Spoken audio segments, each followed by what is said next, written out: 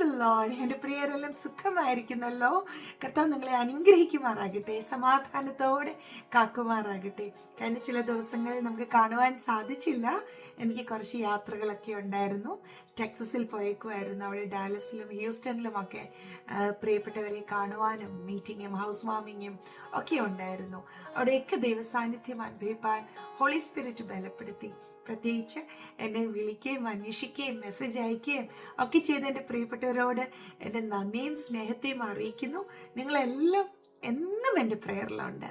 റോസഫ് Sharon ഫാമിലിക്ക് വേണ്ടി, എൻ്റെ പ്രിയ കുടുംബാംഗങ്ങൾക്ക് വേണ്ടി പ്രാർത്ഥിക്കാത്തൊരു ദിവസവുമില്ല. നിങ്ങൾ അറിയിക്കുന്ന വിഷയങ്ങൾക്കായി ദൈവസന്നിധിയിൽ ഇടിവിൽ നിൽക്കുന്നു. പ്രാർത്ഥനയ്ക്കൊക്കെ മറുപടി തരുന്ന കർത്താവിന് എല്ലാ മഹത്വവും ഞാൻ അർപ്പിക്കുന്നു. ഒരിക്കൽ കൂടെ എൻ്റെ പ്രിയപ്പെട്ടവരോട് എൻ്റെ നന്ദിയും സ്നേഹത്തെയും അറിയിക്കുന്നു. വീണ്ടും നമുക്ക് മുന്നോട്ട് പോകാം, ദൈവ സാന്നിധ്യത്തിൽ മറഞ്ഞിരിക്കാം. പ്രിയപ്പെട്ടവരെ, ജീവിതത്തിൽ വെല്ലുവിളികൾ അല്ലെങ്കിൽ യുദ്ധങ്ങൾ, യുദ്ധസമമായ അനുഭവങ്ങൾ ഒക്കെ വരുമ്പോൾ നാം അതിലൊക്കെ തനിയെ പൊരുതൊന്നും വേണ്ട. എന്തെങ്കിലുമൊക്കെ നേരിടുമ്പോൾ അതിനെയൊക്കെ തന്നെ പൊരുതി ജയിക്കാം, ചെയ്തു തീർക്കാം എന്നൊന്നും കരുതണ്ട. അല്ലോ ഞാൻ തന്നെ ഉള്ളല്ലോ എന്നും ചിന്തിക്കണ്ട. അത് ഏത് തരം പരീക്ഷയാണെങ്കിലും, ഏത് തരം ജീവിത അനുഭവങ്ങളാണെങ്കിലും മറ്റാരെക്കാൾ നമ്മളെ അറിയുന്ന ഒരു ദൈവമുണ്ട്.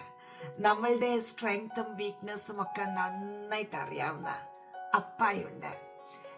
1 കൊരിന്ത്യർ 8 അധ്യായം അതിൻ്റെ 3 വചനം ഞാൻ നിങ്ങളോട് പറഞ്ഞിട്ടുണ്ടോ എന്ന് ഓർക്കുന്നില്ല.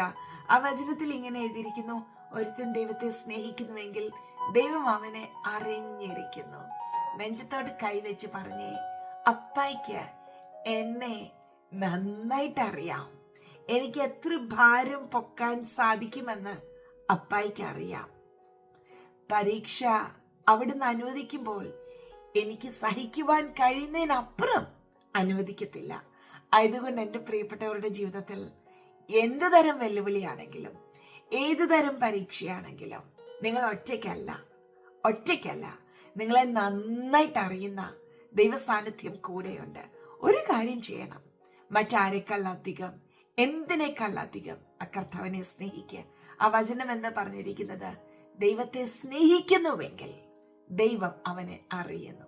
അതേ പ്രിയപ്പെട്ടവരെ, മറ്റാരെക്കാളും അറിയുന്ന അപ്പായുടെ കരത്തിലേക്കൊന്ന് വിധേയപ്പെടുത്തി കൊടുത്തേ. കർത്താവിനെ ഒത്തിരി സ്നേഹിക്കുക.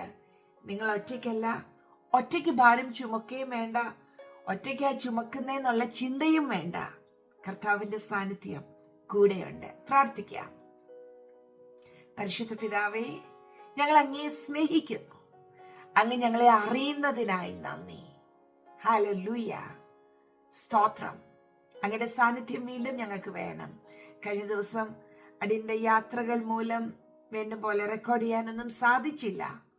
എന്നാൽ എൻ്റെ പ്രിയപ്പെട്ടവർ ആയിരുന്ന സ്ഥാനങ്ങളിലെല്ലാം അവരെ അവിടുന്ന് പരിപാലിച്ചതിനായി നന്ദി. ഞങ്ങൾ അങ്ങയെ സ്നേഹിക്കുന്നു കർത്താവേ, ഞങ്ങൾ അങ്ങയെ സ്തുതിക്കുന്നു.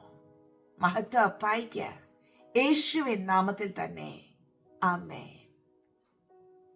പ്രിയരെ, റോസഫ് ഷാരൻ്റെ പുതിയ എപ്പിസോഡിനായി കാത്തിരുന്നവർ എന്നോട് ക്ഷമിക്കണം. യാത്രയുടെ തിരക്ക് കാരണം റെക്കോർഡ് ചെയ്യാൻ സാധിക്കാഞ്ഞതാ, എന്നോട് ക്ഷമിക്കണം. വരും ദിവസങ്ങളിൽ നമുക്ക് യൂട്യൂബ് ലൈവ് ഒക്കെ ചെയ്ത് ഒരുമിച്ച് പ്രാർത്ഥിക്കുവാനും വചനം ചിന്തിക്കുവാനും ഒക്കെ കൂടണം എന്നാഗ്രഹിക്കുന്നു. ഞാൻ നിങ്ങളെ അറിയിക്കാം. പ്രാർത്ഥനയോടെ ആയിരിക്കുക. നമ്മളുടെ ഓരോ മെസ്സേജസും, ഓരോ മീറ്റിംഗ്സും, ഓരോ കണ്ടുമുട്ടലുകളും എല്ലാം കർത്താവിനെ ഏറെ സ്നേഹിക്കുവാനും നിത്യതയ്ക്കായി ഒരുങ്ങുവാനും കാരണമാകട്ടെ. എൻ്റെ പ്രിയരെ എല്ലാം ഞാൻ സ്നേഹിക്കുന്നു. Really I love you all so much. God bless.